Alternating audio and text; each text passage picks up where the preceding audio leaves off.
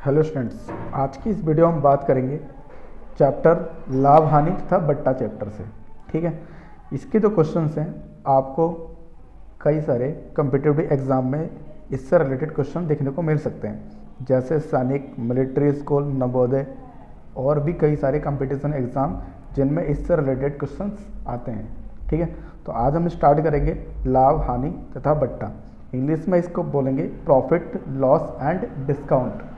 तो शुरुआत करते हैं। यहाँ पर क्वेश्चन शुरुआत करने से पहले हम बात करेंगे जो क्रय मूल्य, विक्रय मूल्य, लाभ, हानि, बट्टा, ये सब क्या होते हैं। तो एक एक करके इनको जानेंगे, उसके बाद हम इसमें एक्सरसाइज इसकी सॉल्व करेंगे। ठीक है, तो चलिए शुरुआत करते हैं। यहाँ पर दिया पहले क्रय मूल्य। क्रय मूल्य किसी वस्तु को खरीदी गई कोई भी वस्तु है, जैसे ये चेयर है, यहाँ पर चेयर हमने कितने में खरीदी है, 500 रुपये में। तो जितने में इस वस्तु को खरीदा गया है, इस चेयर को 500 रुपये में खरीदा गया है, तो 500 रुपये इसका क्रय मूल्य होगा। ठीक है, फिर आगे बढ़ते हुए हम बात करेंगे विक्रय मूल्य की। तो विक्रय मूल्य जो होता है, विक्रय मूल्य वह कहलाता है जितने कीमत पर उस वस्तु को बेचा जाए।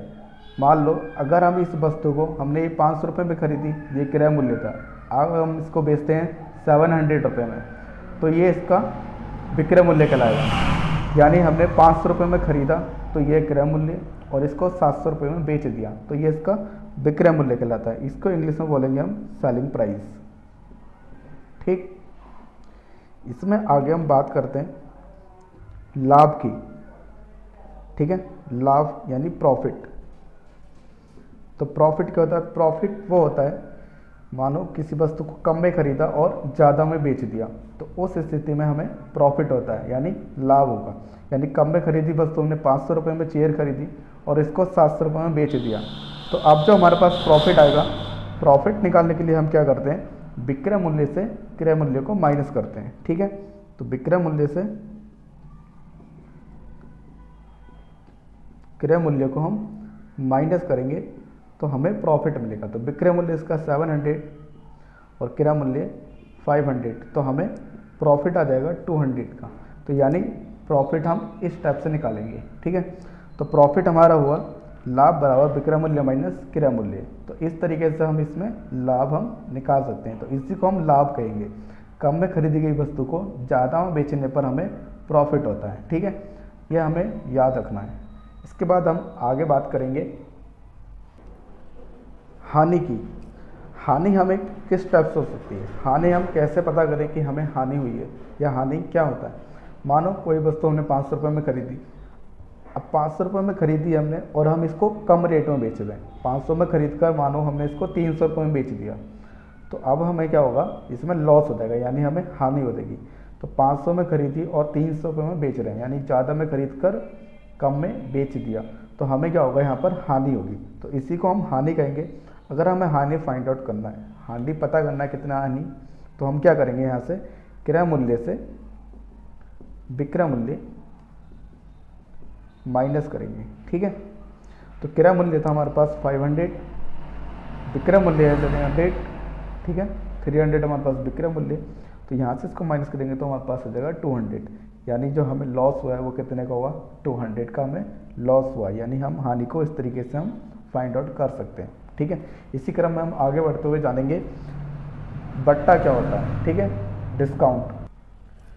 बट्टा होता है अगर हम किसी वस्तु का मानिए अंकित मूल्य 500 रुपये, यानी इसका जो प्राइस टैग है चेयर का वो 500 रुपये।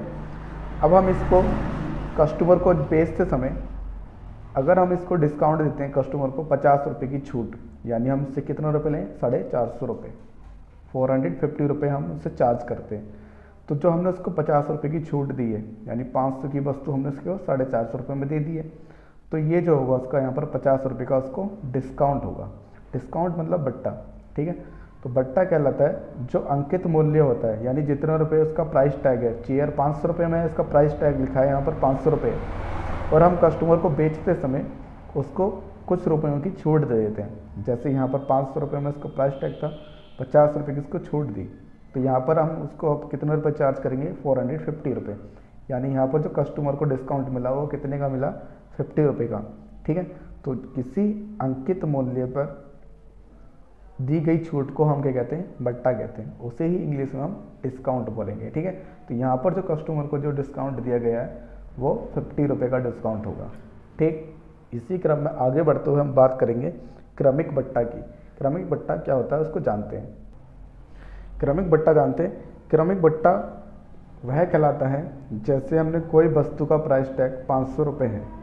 ठीक, कोई 500 रुपये की वस्तु पर हमने पहले 50 रुपये की छूट दी, तो 50 रुपये की छूट देने के बाद उसका जो मूल्य हो गया वो 450 रुपये हो गया। ठीक है, 450 रुपये यानी फर्स्ट टाइम हमने उसको जो छूट दी 50 रुपये की, वो क्रमिक बट्टे में पहले नंबर पर जो बट्टा होगा वो होगा, यानी पहले कितने की छूट दी उसको 50 रुपये की। ठीक है, अब हम क्या करेंगे, आज जो बाकी जो शेष मूल्य बचा उसका 450, यदि हम इस पर भी उसको 450 पर मान लीजिए हमने अब की बार 20 रुपये की छूट दी। ठीक है, तो अब की बार जो मूल्य हो जाएगा उसका 430, यानी पहले हमने कितने की छूट दी, कितने का डिस्काउंट दिया उसको 50 का, फिर उसके बाद हमने 20 का डिस्काउंट दिया।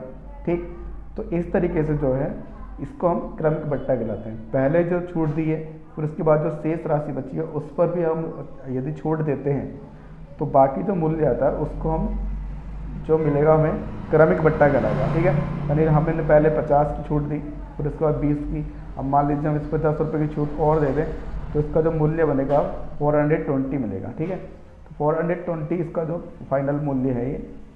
तो हमने इसमें कितने बट्टे दिए हैं, 50, फिर 20, फिर 10। तो इस तरीके से अगर हम और भी बट्टे देते हैं, यहाँ पर छूट देते हैं, डिस्काउंट देते हैं, तो वही हमारा क्या कहलाता है, क्रमिक बट्टा कहलाता है। तो आइए अब हम इसके कुछ फॉर्मूले के बारे में बात करते हैं, कुछ इसके इंपॉर्टेंट फॉर्मूले, फिर हम इसके बाद इसकी एक्सरसाइज के क्वेश्चन 1 बाय 1 सॉल्व करेंगे।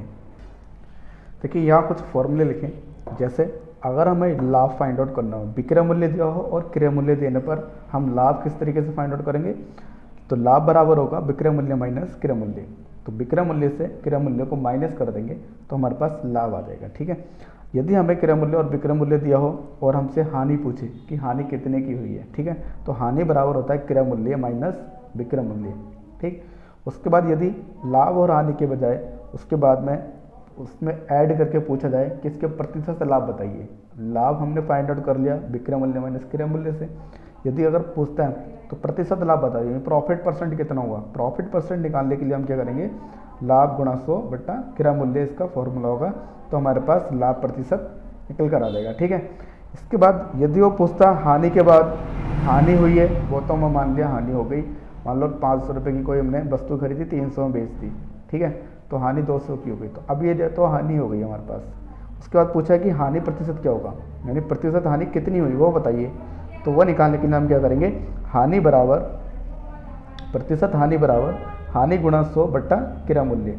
तो इस तरीके से हम हानि प्रतिशत फाइंड आउट कर सकते हैं। ठीक है, लेकिन ये बात ध्यान रखिए, अगर प्रतिशत लाभ निकालना हो तो प्रतिशत लाभ और प्रतिशत हानि ये दोनों क्रय मूल्य पर निकाले जाएंगे, ध्यान रखना, इसमें भी क्रय मूल्य और इसमें भी क्रय मूल्य कॉमन है दोनों में। ठीक है ना, तो क्रय मूल्य पर ही लाभ प्रतिशत और हानि प्रतिशत फाइंड आउट किया जा सकता है। ठीक है, इसके बाद हम नेक्स्ट आगे और कुछ फॉर्मूले की बात करते हैं, एडवांस फॉर्मूले। नेक्स्ट फॉर्मूला देखिए, आगे फॉर्मूला लिखा है, यदि कोई वस्तु 8% लाभ पर बेची जाती है तो वस्तु का विक्रय मूल्य ये होगा। ठीक है, मान लीजिए अगर कोई वस्तु 500 रुपये है, उसका प्राइस कितना है 500 रुपये। ठीक है ना, मैं चाह रहा हूँ इसको 20% लाभ लेना चाहता हूँ इस पर। ठीक है ना, तो 500 रुपये पर मैं 20% लाभ लेना चाहता हूँ, तो मैं इसको कितने रुपए में बेचूँ, अभी तो मेरा इसका प्राइस कितना 500 रुपये रखा है, मैं चाहता हूँ कि इसको 20% लाभ पर बेचूँ। सही है, तो मैं इसको कितने में बेचूँगा, तो उसके लिए हमारे पास फॉर्मूला क्या है, वस्तु का विक्रय मूल्य यानी कितने में बेची जाए, अगर हम 20% का लाभ लेना चाहते हैं तो मैं इसको कितने में बेचूँ, ये पता करने के लिए हम क्या करेंगे, इस फॉर्मूले का हम यूज़ करेंगे। यहाँ पे CP जो दिया है इसका मतलब है क्रय मूल्य। ठीक है, कॉस्ट प्राइस मतलब क्रय मूल्य। तो क्रय मूल्य मान लीजिए हमारे पास अभी कितना दिया था 500, यानी मेरी वस्तु अभी इतने रुपए की है। ठीक है, मैं इस पर चाहता हूँ कि 20% का लाभ लूँ। ठीक है, 20% का लाभ लूँ तो इसको मैं कितनों में बेचूँ। ठीक है, तो हम इसको इस फॉर्मूले के अकॉर्डिंग इसको हम फाइंड आउट कर सकते हैं। ठीक, तो 100 प्लस R की जगह पर हम लिखना है ये परसेंटेज। ठीक है, यानी 20% हम प्रॉफिट पर इसको बेचना चाहते हैं अपॉन 100, इसको हम कैलकुलेट कर देंगे हम। ठीक, तो ये हो जाएगा 500 इंटू दोनों को ऐड करेंगे तो 120 हो जाएगा अपॉन 100 नीचे हो जाएगा। ठीक, इसको हम कैलकुलेट करेंगे तो यहाँ से 2 0 से 2 0 कैंसिल हो जाएंगे और 12 5 सा 60 हो जाएगा। ठीक, यानी हम इसको कितने बेचेंगे 600 में, तो 125 सा 600। तो अगर हम 500 रुपये की वस्तु पर 20% का लाभ लेना चाहते हैं तो हम उसको कितने में बेचेंगे 600 रुपये हम उसको बेचेंगे। तो इस तरीके से हम वस्तु का विक्रय मूल्य फाइंड आउट कर सकते हैं यदि हम किसी वस्तु पर 8% का लाभ पर बेची जाती है, वो सही है ना। अगर हम चाहते हैं कि उसको इतने % लाभ लेना चाह रहे हैं, जैसे 20% का लाभ लिया तो हम उसको कितने में बेचें, तो यानी हम उसको 600 रुपये में बेचेंगे। हम 20% लाभ लेना चाह रहे हैं उसमें, ठीक है।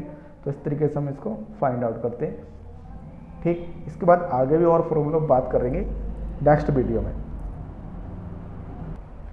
यदि आपको इस वीडियो में कुछ पसंद आया तो आप हमारी वीडियो को लाइक करें, सब्सक्राइब करें।